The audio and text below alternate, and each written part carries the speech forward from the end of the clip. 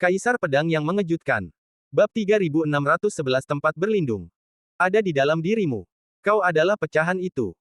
Lin Duo berjalan ke arah Lin Bai, dengan lembut memegang dada Lin Bai, dan berkata dengan sungguh-sungguh dengan wajahnya. Lin Bai tertegun. Melihat ekspresi serius Lin Duo, melihat wajah Li Subai yang tak berdaya dan keheningan di wajah 18 orang abadi di sekitar Taoshan, Lin Bai merasa bahwa Lin Duo tidak berbohong. Tetapi Lin Bai tidak mengerti mengapa pecahan ini ada di dalam tubuhnya. Lin Bai mengerutkan kening dan bertanya, di dalam tubuhku. Tetapi aku sepertinya tidak merasakannya selama bertahun-tahun. Lin Bai bukan lagi seorang pejuang kecil, juga bukan seorang pejuang tingkat rendah. Namun, Lin Bai hari ini adalah seorang pejuang top di tanah kuno. Dia dapat melihat dengan jelas situasi internal tubuhnya. Tetapi sejauh ini, Lin Bai belum melihat pecahan itu. Lin Duo menggelengkan kepalanya dan berkata, pada masa itu, ibumu baru saja melahirkanmu, dan kamu masih bayi. Ketika kamu tidak melakukan apa-apa, kamu suka memegang liontin giok itu. Mainan lain tidak bagus. Siapapun yang merampas pecahan itu dari tanganmu akan membuatmu menangis. Tak berdaya, kami hanya bisa meletakkan pecahan itu di sisimu. Saat itu, kami tidak tahu bahwa pecahan itu berasal dari asal yang luar biasa. Lalu suatu hari, saat kau memainkan pecahan ini, pecahan itu meleleh di dadamu, dan beberapa dari kami melihatnya meleleh ke dalam tubuhmu. Saat itu, aku, pamanmu, kakekmu, dan paman-pamanmu yang lain semuanya ketakutan. Kami mencoba yang terbaik untuk mengeluarkan pecahan itu dari tubuhmu, tetapi tidak peduli metode dan seni rahasia apa yang kami gunakan, kami tidak dapat menemukan lokasi pecahan itu dari tubuhmu. Pecahan itu, seolah-olah tiba-tiba menghilang ke dalam tubuhmu, untungnya, kami menemukan bahwa itu tampaknya tidak berdampak besar padamu. Kemudian, saat kami cemas, pasukan negara suci pusat datang. Kami harus berurusan dengan negara suci pusat terlebih dahulu. Selama bertahun-tahun, ibumu dan aku telah berada di penjara hitam, dan kami memikirkan ini lebih dari sekali. Kami telah menemukan ide yang luar biasa. Lin Duo menatap Lin Bai dengan serius. Lin Bai bertanya dengan gugup, apa idenya? Li Subai membuka mulutnya dan berkata, idenya adalah mengambil tubuhmu untuk menghindari bencana.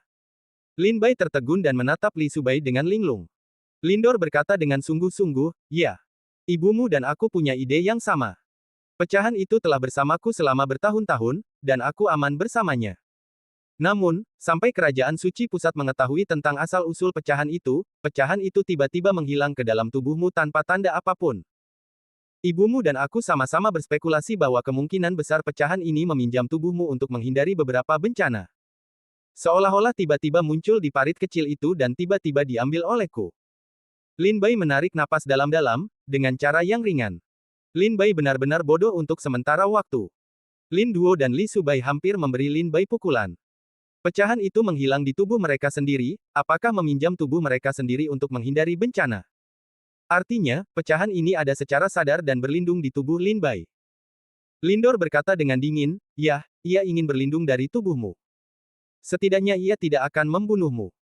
Kalau tidak, jika kau mati, ia harus mencari tempat perlindungan lain. Ketika ia muncul, aku tidak perlu mencarinya. Lagi pula, aku khawatir ini bukan saatnya untuk mencari perlindungan dalam daging di benua kuno. Lin Bai bertanya dengan rasa ingin tahu, tetapi mengapa ia harus menghindari kerajaan suci pusat dan Xianzong kuno? Lin Duo terkekeh, aku khawatir bahkan banyak orang cenayang hebat di dunia spiritual tidak dapat menjelaskannya kepadamu. Kau hanya bisa pergi ke dunia roh untuk menemukan jawabannya sendiri. Lindor berkata perlahan. Lin Bai melihat ke langit dan menarik napas dalam-dalam. Hari ini Lin Duo dan Li Subai tiba-tiba berkata pada diri mereka sendiri bahwa ada pecahan yang hilang di tubuh mereka. Terlebih lagi, Lin Bai masih belum bisa merasakan keberadaannya, jadi mengapa ia ingin meminjam tubuh Lin Bai untuk menghindari bencana tidak diketahui. Saya khawatir Lin Duo hanya bisa menemukan jawabannya sendiri. Untungnya, Lin Duo dan Li Subai berpikir selama bertahun-tahun dan akhirnya memutuskan bahwa pecahan ini tidak berbahaya bagi Lin Bai, setidaknya sekarang. Kalau tidak, begitu Lin Bai terbunuh olehnya, ia akan mencari tempat perlindungan lain. Lin Bai juga tahu bahwa ada banyak senjata spiritual dan senjata sihir yang kuat di antara langit dan bumi, semuanya ada. Ketika beberapa senjata sihir bawaan merasakan bahaya, mereka akan memilih perlindungan seperti manusia. Sebelum kerajaan suci pusat menyerang Kunsu, pecahan ini diam-diam menyatu ke dalam tubuh Lin Bai. Itu untuk menghindari bencana. Mungkin ia sudah merasa bahwa pertempuran Kunsu pasti akan dikalahkan. Lin Bai sekarang mengerti mengapa Kunsu membayar harga yang sangat mahal dan tidak mau menyerahkan pecahan-pecahan itu. Lin Duo berkata sambil tersenyum masam, ketika ibumu melahirkanmu, kamu masih kecil. Kakekmu sangat gembira sehingga dia menari-nari selama beberapa hari dan memberikan hadiah-hadiah besar kepada orang-orang Kunsu. Kemudian, ketika kerajaan suci pusat datang, apakah kamu meminta kakekmu dan aku untuk menyerahkan pecahan-pecahan itu? Bukankah itu untuk menyerahkanmu? Jika kamu memberikannya kepadamu, kamu masih bayi, dan kamu jatuh ke tangan orang-orang yang tidak tahu bagaimana cara mengambil pecahan-pecahan itu darimu. Kakekmu adalah orang pertama yang berdiri dan menyatakan perang atas nama Kunsu terhadap kerajaan suci pusat. Setelah itu, terjadilah perang yang tragis. Dan kakekmu terbunuh di tempat dalam perang itu. Ketika Lin Duo berkata di sini, dia berjalan ke arah Lin Bai dan berkata dengan serius, kamu harus ingat bahwa hidupmu adalah milik kakekmu, aku, ibumu, paman-pamanmu di Taoshan, dan banyak prajurit yang mati di Kunsu untuk menggantikan mereka untukmu. Kakekmu tidak ingin kamu membalas dendam, tetapi dia ingin kamu hidup dengan baik. Lin Duo selesai berbicara dan menepuk bahu Lin Bai. Memikirkan hal ini, mata Li Su memerah, dan Li Zengyi mendongak ke langit dan mendesah, seluruh tubuhnya gemetar, dan wajahnya menunjukkan ketidakberdayaan dan kepahitan. Lin Duo terkekeh lagi, jika kakekmu masih hidup, aku benar-benar tidak tahu seperti apa kakekmu akan memanjakanmu. Dalam ingatan Lin Bai, tidak ada tanda-tanda kakek. Lin Bai, yang saat itu masih bayi, hampir tidak dapat mengingat penampilan lelaki tua itu. Bahkan ketika dia pergi ke Kunsu terakhir kali, Lin Bai tidak mengetahui rahasianya, dan dia tidak pernah pergi untuk menyembah kakeknya. Lan Ling terkekeh, itu benar, Lin Bai. Jika kakekmu masih hidup, dengan kedudukan dan kekuatannya di tanah kuno, kau dapat berjalan melintasi tanah kuno. Mungkin kau akan menjalani kehidupan yang lebih riang daripada pangeran dari tanah suci pusat. Fu Qingxuang juga menganggukkan kepalanya dan berkata, kakekmu sangat mencintaimu. Ketika kau lahir, kakekmu ingin pergi ke langit dan mengambil bintang-bintang untukmu sebagai hadiah pertemuan. Lin Bai dapat mengetahui dari ayah dan beberapa pamannya bahwa kakeknya sangat menyukai dirinya sendiri. Sayangnya, perang itu, kakekku meninggal. Lin Bai Liao sedikit sedih, dan kemudian bertanya, sekarang aku tidak mengecewakan kakekku. Tidak. Jika dia masih hidup, dia akan sangat bangga. Karena cucunya lebih baik daripada siapapun di dunia. Dan dia akan menjadi lebih kuat dan lebih kuat, cukup kuat untuk melakukan apa yang tidak dapat dia lakukan tahun itu. Cukup kuat untuk mengguncang tanah kuno. Li Zengyi saat ini untuk menangkap kata-kata itu, berkata dengan serius kepada Lin Bai. Bab 3612 Paman. Li Jung-il. Mendengar perkataan Li Zengyi, Lin Bai teringat bahwa kakeknya tampaknya adalah seorang tetua dari perkumpulan jiwa manusia di Tiongkok kuno. Perkumpulan jiwa manusia adalah persekutuan rahasia yang dibentuk oleh beberapa klan dan leluhur kuno di tanah kuno. Satu-satunya tujuan persekutuan ini adalah untuk merebut kembali Gunung Sangxi ke dunia spiritual dari tangan negara suci pusat. Jiwa manusia percaya bahwa saluran ke dunia spiritual seharusnya menjadi milik setiap pejuang di tanah kuno, bukan di tangan negara suci pusat.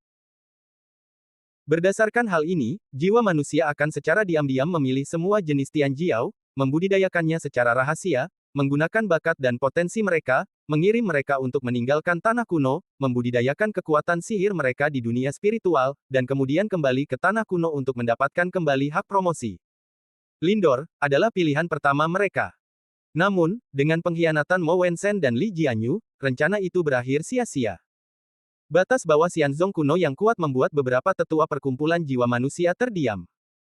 Perkumpulan jiwa manusia menghilang di tanah kuno selama hampir 20 tahun, tetapi belum muncul juga. Mengenai jumlah tetua dalam perkumpulan Manhun, tidak diketahui bahwa beberapa kekuatan kuno berpartisipasi, bahkan Lin Duo. Lin Duo hanya tahu bahwa Kunsu adalah salah satu kekuatan dalam perkumpulan Manhun, dan kakek Lin Bai juga merupakan tetua perkumpulan tersebut. Mengenai siapa kekuatan kuno lainnya, Lindor tidak tahu apa-apa. Lin Bai duduk di halaman, memegang api kecil Li Subai, mendengarkan Lin Duo dan Lan Ling berbicara tentang masa lalu. Ketika dia mendengar tempat yang bahagia, dia juga tertawa bersama yang lain. Ketika dia mendengar rasa sakit, dia diam seperti orang yang memahami. Setelah mengobrol sampai akhir malam, Lan Ling terkekeh dan berkata, baiklah, kita sudah membicarakannya begitu lama. Biarkan saja keluarga mereka berkumpul untuk sementara waktu. Sun Zizang dan Fu Qingxuang juga tertawa dan meninggalkan halaman. Li Zengyi ragu-ragu sejenak dan segera berbalik untuk pergi. Lin Duo berteriak, Li Zhengyi, kembalilah, dan kamu belum selesai minum anggur, apakah kamu akan berlari? Setiap kali. Ketika kamu memanggil orang untuk minum, kamu lebih cepat daripada orang lain. Jika kamu tidak dapat minum beberapa gelas, kamu dapat berlari lebih cepat daripada orang lain. Li Zhengyi tidak punya pilihan selain berhenti. Melihat kembali ke Lin Duo dengan kebencian, dia kembali ke halaman dan duduk di atas meja. Lin Bai menatap Li Zhengyi dan tidak mengatakan apa-apa satu sama lain. Li Zhengyi menatap Li Subai dan berkata, aku ingin segera kembali ke Kunsu untuk melihat apakah ada benda spiritual yang dapat digunakan untuk membawanya kepadamu. Li Subai terkekeh, kakak, lebih dari 20 tahun telah berlalu. Aku tidak terburu-buru untuk saat ini. Ekspresi Li Zhengyi pahit dan sepat. Melihat penderitaan adiknya sendiri, hatinya juga sangat tertekan. Lindor juga duduk. Meja 8 abadi, Lin Duo duduk di atas, Li Zhengyi duduk di sebelah kiri, dan Lin Bai duduk di sebelah kanan bersama nyala api kecil Li Subai. Keluarga itu akhirnya duduk di meja. Lin Duo berbisik, Lin Bai, kamu sepertinya punya dendam dengan pamanmu. Ketika Li Zhengyi mendengar ini, dia terdiam, dan ekspresinya tidak berubah. Tampaknya Lin Bai punya dendam padanya, yang tidak peduli padanya. Aku bisa melihat bahwa ketika kamu bertemu pamanmu di Kerajaan Suci Pusat, kamu tidak melihat kegembiraan dan antusiasme seperti Lan Ling dan Fu Qingxuang. Ketika kamu kembali ke Kerajaan Shenwu, kamu dan pamanmu tidak mengatakan sepatah kata pun. Kurasa ada beberapa kesalahpahaman. Lin Duo bertanya dengan tatapan serius.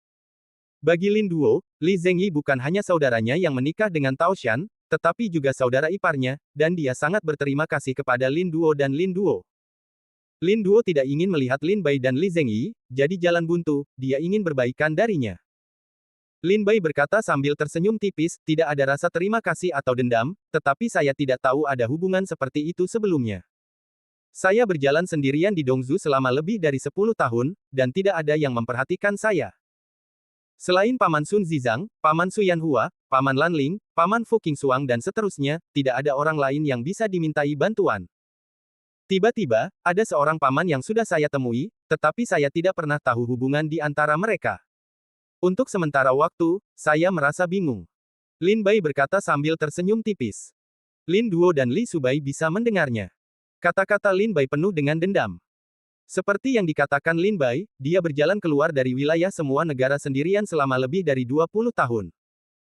Selama periode ini, kecuali Su Yanhua, Sun Zizang, dan Lan Ling, hampir semuanya adalah musuh dan lawannya, dan tidak memiliki saudara. Bahkan jika Lin Bai pergi ke Kunsu, dia tidak pernah melihat pamannya membantunya. Mungkin, dia tidak tahu identitas Lin Bai. Tapi mungkin, dia sudah tahu. Lin Bai berkata sambil tersenyum tipis, jika tebakanku tidak salah, sekarang di wilayah Dongzu yang tidak bernama, ada perintah berburu pamanku yang secara pribadi dikeluarkan untukku atas nama Kunsu. Jumlah hadiahnya bahkan membuatku bersemangat.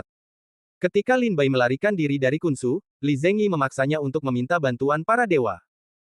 Atas nama Kunsu, dia memerintahkan Lin Bai untuk diburu di tanah kuno atas nama Kunsu. Selain itu, hadiahnya sangat besar. Ketika Lin Bai pergi ke Beizu, dia dikejar oleh para pembunuh Dongzu selama beberapa waktu. Apa yang dia lakukan adalah hadiah yang ditawarkan oleh Kunsu. Li Zhengyi mengangguk dengan lembut, itu benar-benar perintah berburuku. Li Zhengyi menjawab tanpa rasa asin atau asin, tetapi tidak melanjutkan mengatakan artinya. Setelah mendengar ini, Lin Bai menunggu lama, tetapi Li Zhengyi tidak melanjutkan berbicara. Dia bertanya sambil tersenyum, apakah pamanku tidak akan melanjutkan mengatakan sesuatu?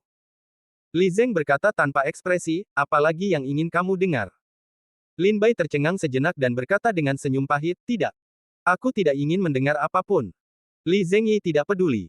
Dia mengambil teko anggur dan minum darinya sendiri. Li Subai tidak berbicara dari awal sampai akhir.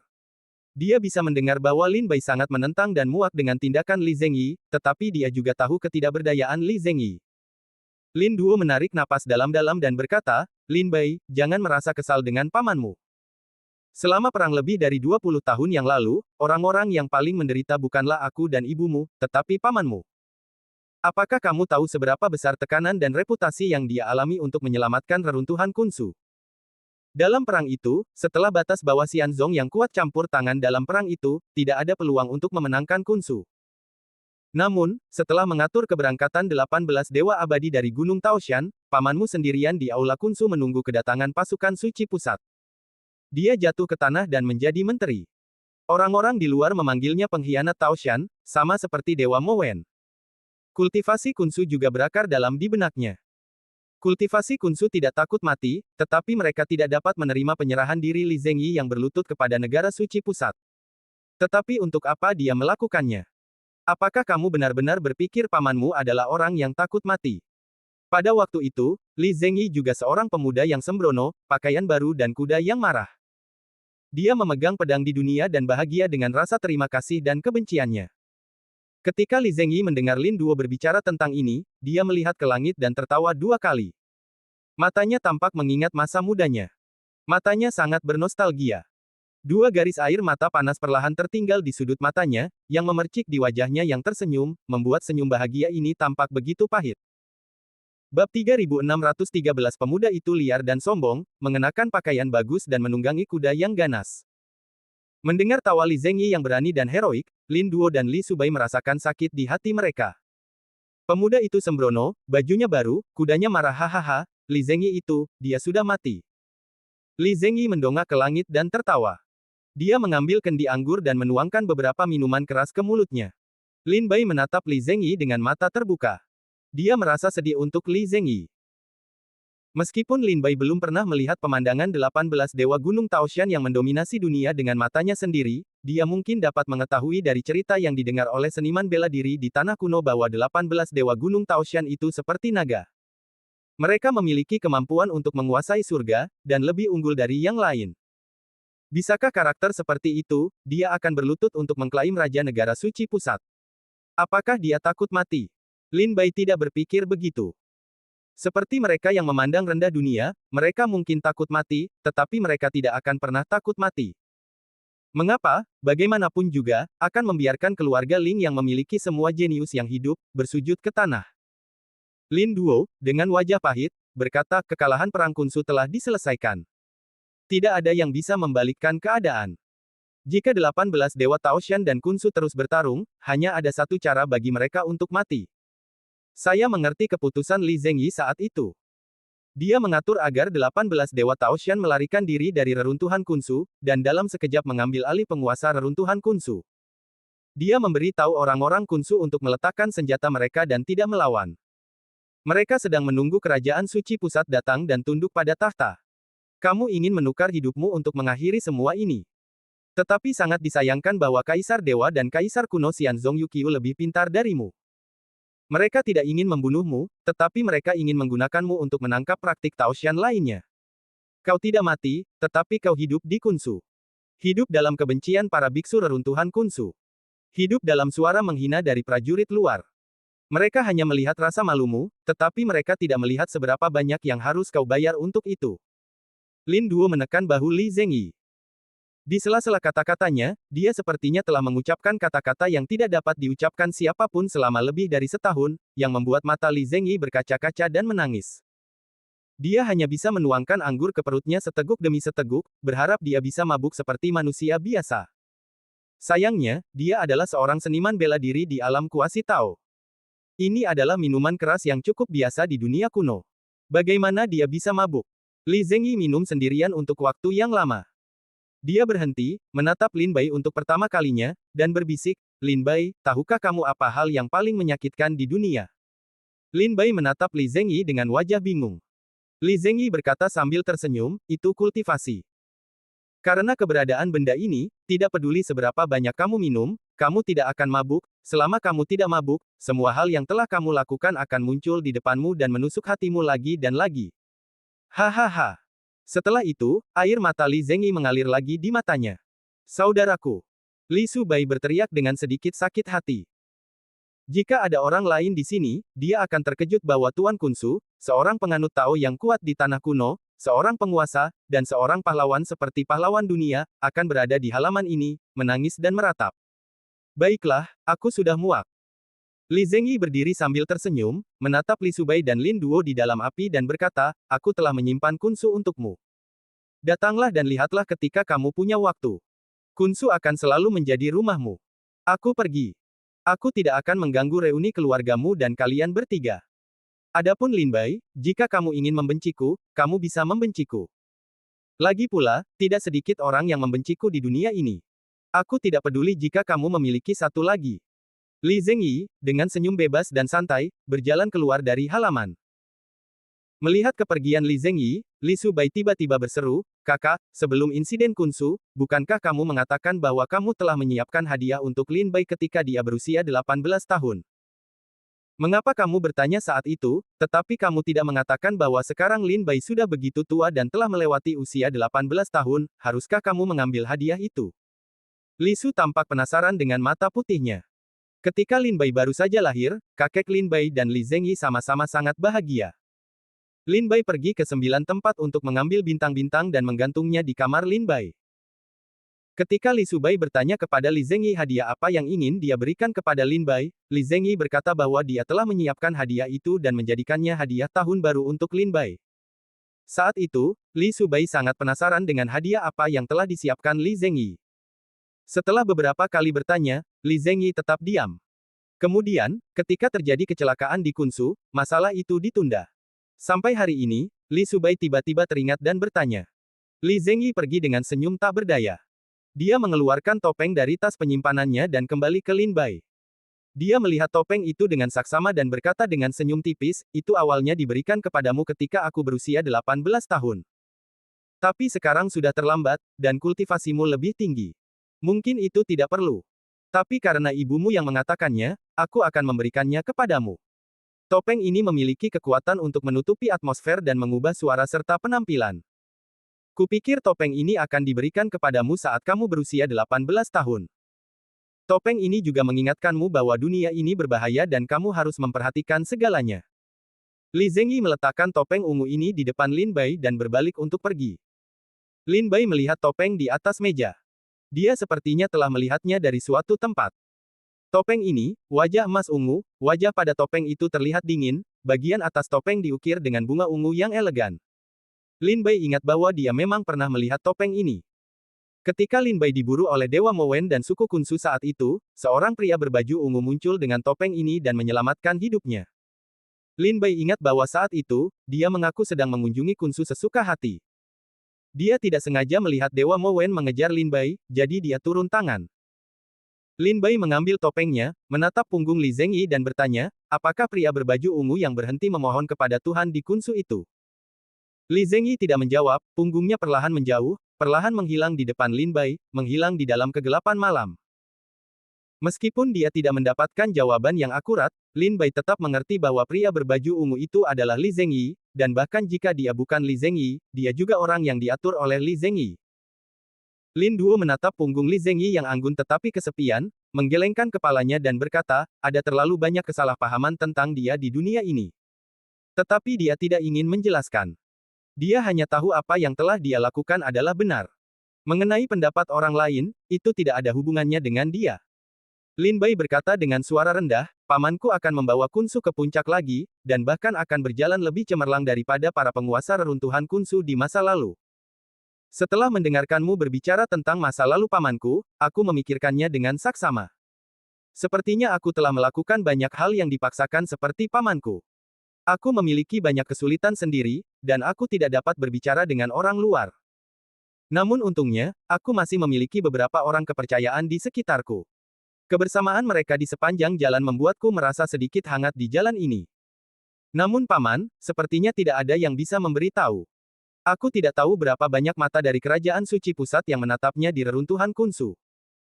Dia tidak berani menghubungi saudara-saudaranya yang telah bercinta dengan Tao Shan, dan tidak berani memberitahu siapapun tentang keluhannya. Dia hanya bisa duduk di aula gelap dan berbisik sampai fajar. Bab 3614 Jika kau tidak melompati gerbang naga, kau akan selalu menjadi manusia biasa. Lin Bai menemani Lin Duo dan Li Subai seharian penuh. Berbicara tentang masa lalu, Lin Bai juga sangat senang. Hingga malam hari berikutnya, Li Subai meminta Lin Bai pergi terlebih dahulu karena dia ingin menutup pintu untuk menyembuhkan lukanya. Lin Bai harus pergi dengan patuh. Cedera Lin Duo tidak begitu serius. Hanya saja dia banyak menderita di penjara hitam, yang menyebabkan fragmentasi ramuan dewa dan ladang ramuan di tubuhnya. Akibatnya, kekuatan spiritualnya tidak dapat ditimbun, yang menyebabkan jatuhnya kultivasinya. Sekarang di kerajaan Shenwu, Lin Bai, Li Zhengyi dan Lan Ling telah mengirim banyak pil penyembuh yang berharga untuk menyembuhkan lukanya. Menurut kecepatan penyembuhan Lin Duo, dia dapat pulih ke puncak paling lama dalam 2 atau 3 tahun. Jika ada lebih banyak obat ajaib, mungkin kali ini akan lebih cepat. Sebagai Raja Pedang Besi dan Darah dari kerajaan Shenwu, Istana Lin Bai di kota Kekaisaran Lingnan juga sangat mewah. Istana itu mencakup area yang sangat luas dan merupakan halaman di sebelah Istana Kekaisaran di kota Kekaisaran. Di Istana Pedang, ada lebih dari selusin halaman lainnya. Lin Duo dan 18 Dewa Taoshan tinggal di Huayang Biryuan di rumah besar Jianwang. Dan Yin Jiuling, Aning dan yang lainnya tinggal di halaman King yang lainnya. Setelah kembali ke Istana Pedang, Yin Jiuling, Aning, 4 saudara Tian Ken, Huqi, Mo Qing, Fang Yiyun, Meng Li, Wu Ming, Chang Sun Yun, Su Xiang, Feng Wenjun, Si Jiamu, Zhao Tidan dan Wen Jia semuanya tinggal di Qingyang Biryuan. Tuan Muda Ketujuh dan Su Xianmei masih berada di negara suci pusat untuk menangani masalah tindak lanjut, dan juga selalu memperhatikan tren negara suci pusat, dan belum datang ke kerajaan Shenwu untuk sementara waktu. Setelah Lin Bai meninggalkan orang tuanya, sebelum dia bisa kembali beristirahat, dia langsung pergi ke Qingyang. Dalam perjalanan ke Qingyang Biryuan, Lin Bai melihat Feng Wenjun dan Si Jiamu bersama untuk melihat pemandangan di Istana Pedang. Lin Bai berjalan mendekat sambil tersenyum dan berseru, pasangan yang baik hati itu saling mencintai. Aku lega melihat kalian baik-baik saja. Dalam Perang Dunia Pertama di Kerajaan Suci Pusat, Feng Wenjun dan Si Jiamu juga banyak berkontribusi, terutama saat mereka bergegas keluar dari kota Kekaisaran, berkat bantuan mereka yang besar. Feng Wenjun menatap Lin Bai sambil tersenyum dan berkata dengan lembut, selama perjalanan ke Tanah Suci Pusat, aku tidak memberikan banyak tenaga, dan aku tidak mengalami banyak luka. Sebaliknya, An Ning lah yang terluka parah. Setelah melihat Lin Bai, Si Jiamu tampak tenang dan berdiri diam di samping Feng Wenjun tanpa berkata apa-apa, seperti istri dan ibu yang baik.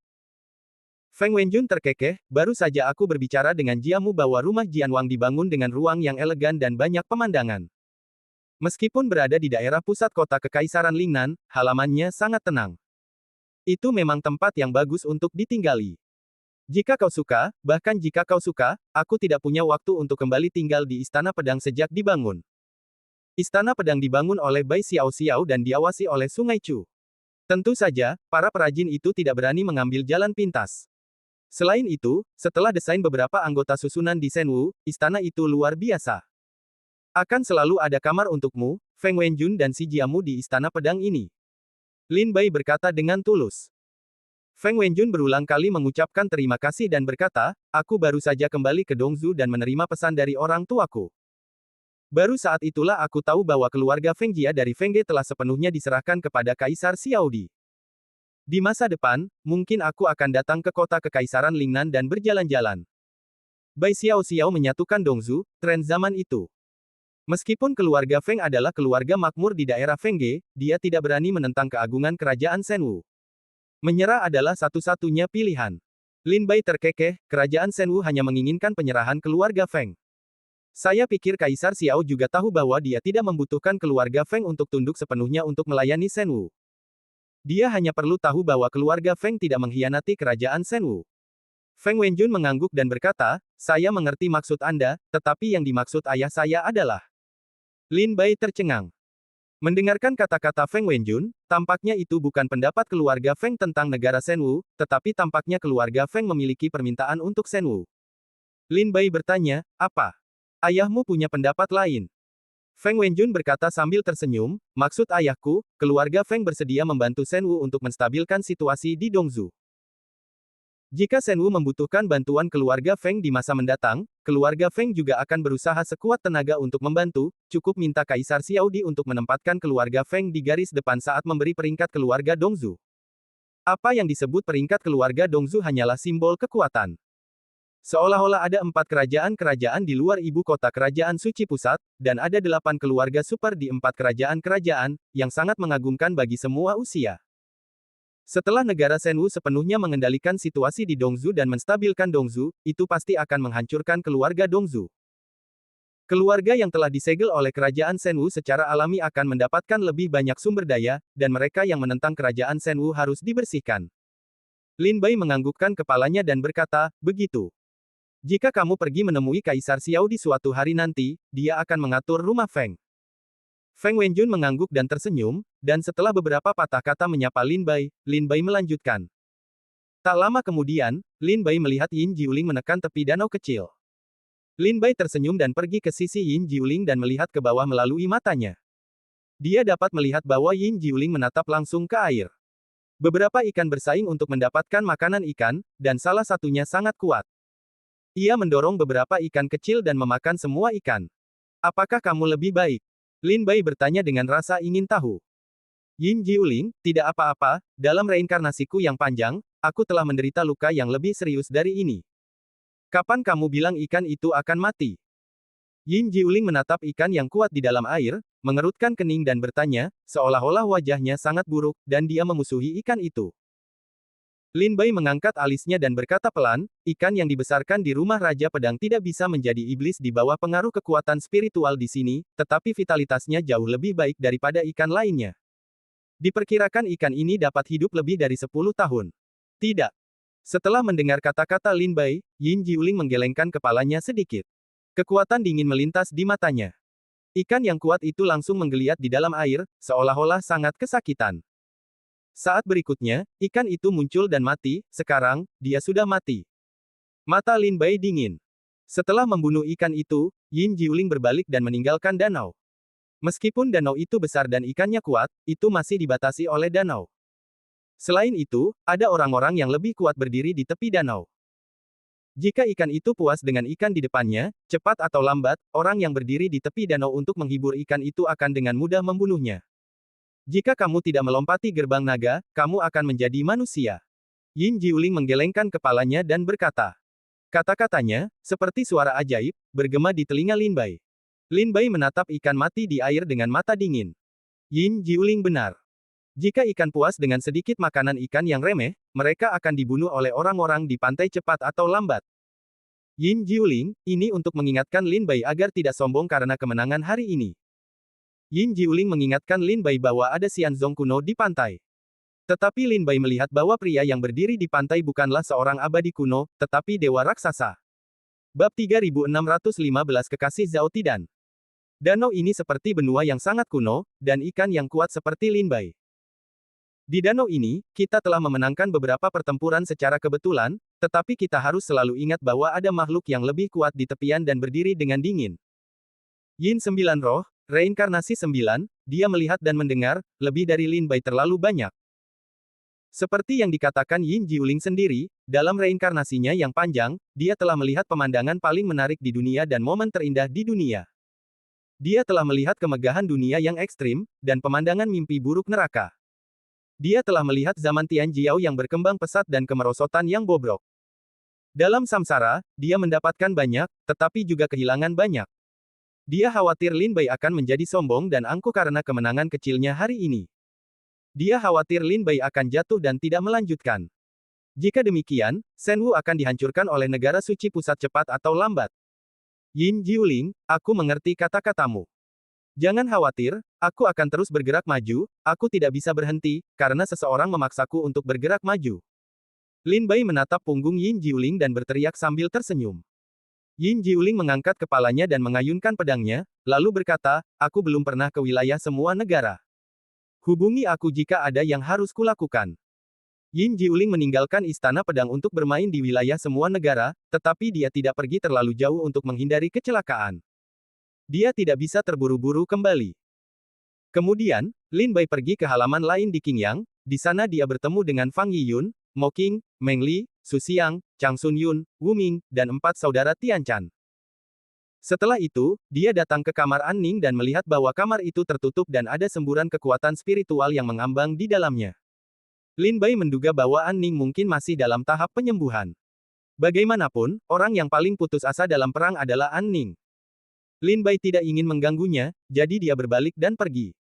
Namun, dia merasa bahwa kekuatan spiritual di kamar itu tiba-tiba berhenti.